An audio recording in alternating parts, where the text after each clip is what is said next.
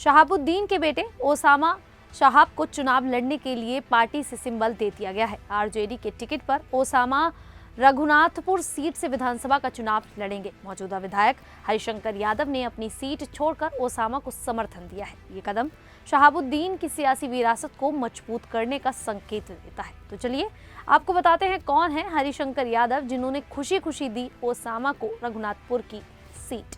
नमस्कार, मेरा नाम है शालिनी और आप देख रहे हैं द न्यूज़ 50।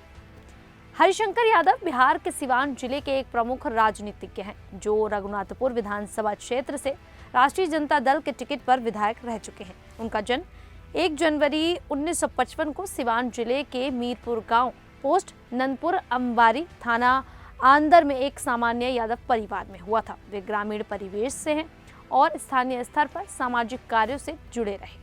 हरिशंकर यादव की राजनीति की शुरुआत स्थानीय पंचायती राज से हुई। हरिशंकर यादव का राजनीतिक जीवन 1989 में शुरू हुआ, जब वे सिवान जिले की खुशहरा पंचायत से मुखिया चुने गए। ये उनकी पहली बड़ी जीत थी और इसके बाद वे लगातार 27 वर्षों तक 1979 से 2006 तक मुखिया बने रहे। इस दौरान उन्होंने स्थानीय स्तर पर विकास कार्यों जैसे सड़कें, स्कूल और सिंचाई परियोजनाओं पर फोकस किया। उनके परिवार ने भी राजनीति को अपनाया। 2006 में उन्होंने अपनी पत्नी इंदु देवी को मुखिया पद पर चुना और 2011 से उनके पुत्र सुरेंद्र यादव ने ये जिम्मेदारी संभाली। इस तरह 1979 से 2021 तक उनके परिवार का खुशहरा पंचायत में मुखिया पद का कब्जा रहा।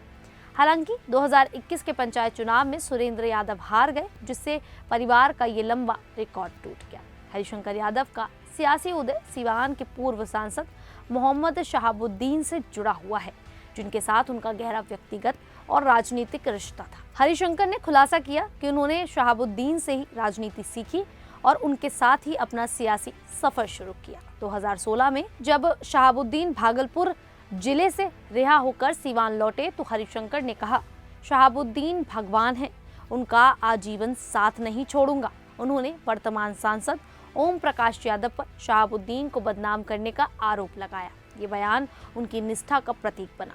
शहाबुद्दीन का पैतृक गांव प्रतापपुर रघुनाथपुर विधानसभा क्षेत्र में ही है। 2015 के बिहार विधानसभा चुनाव में शहाबुद्दीन के कहने पर आरजेडी ने हरिशंकर को रघुनाथपुर से टिकट दिया और वे जीत गए। ये उनकी विधायक के रूप में पहली सफलता थी। 2020 के चुनाव में भी वे दोबारा चुने गए, जहां उन्हें 67,757 वोट मिले और लोक जनशक्ति पार्टी के उम्मीदवार को 17,965 वोट से हराया। ये उनकी राजनीतिक मजबूती का प्रमाण था। 2021 में शहाबुद्दीन के इंतकाल के समय हरिशंकर का रोते हुए वीडियो वायरल हुआ था, जो उनके रिश्ते की गहराई दिखाता है। ये सियासी नुकसान का दर्द नहीं, बल्कि व्यक्तिगत मोहब्बत का था। 2022 में जब शहाबुद्दीन की पत्नी हिना शहाब राज्यसभा के लिए दावेदार बनी तो हरिशंकर ने आरजेडी नेतृत्व को खुली चुनौती दी। उन्होंने कहा, अगर हिना राज्यसभा जाने को तैयार हो तो लालू प्रसाद यादव की कोई ताकत उन्हें रोक नहीं सकती। ये बयान पार्टी के खिलाफ उनकी बगावत का उदाहरण था, जो शहाबुद्दीन परिवार के प्रति उनकी वफादारी दिखाता है। लोकसभा चुनाव 2024 में शहाबुद्दीन की पत्नी हिना शहाब के निर्दलीय उम्मीदवार के रूप में चुनाव लड़ने पर भी हरिशंकर के दोनों बेटों ने उनका प्रचार किया, जो पार्टी से ऊपर रिश्तों को प्राथमिकता देने का उदाहरण था। 2025 के बिहार विधानसभा चुनाव से पहले हरिशंकर यादव ने एक बड़ा कदम उठाया है। उन्होंने रघुनाथपुर सीट से नामांकन भरने से इनकार कर दिया और शहाबुद्दीन के इकलौते बेटे ओसामा शहाब को आरजेडी टिकट सौंप दिया। ये फैसला लालू प्रसाद यादव और तेजस्वी यादव की मौजूदगी में लिया गया और हरिशंकर ने ओसामा को खुला समर्थन भी दिया। ये कदम मुस्लिम यादव समीकरण को मजबूत करने का हिस्सा माना जा रहा है। वर्तमान में हरिशंकर सक्रिय रूप से राजनीतिक कार्यों में लगे हैं, जैसे सड़क निर्माण और जागरूकता अभियान में।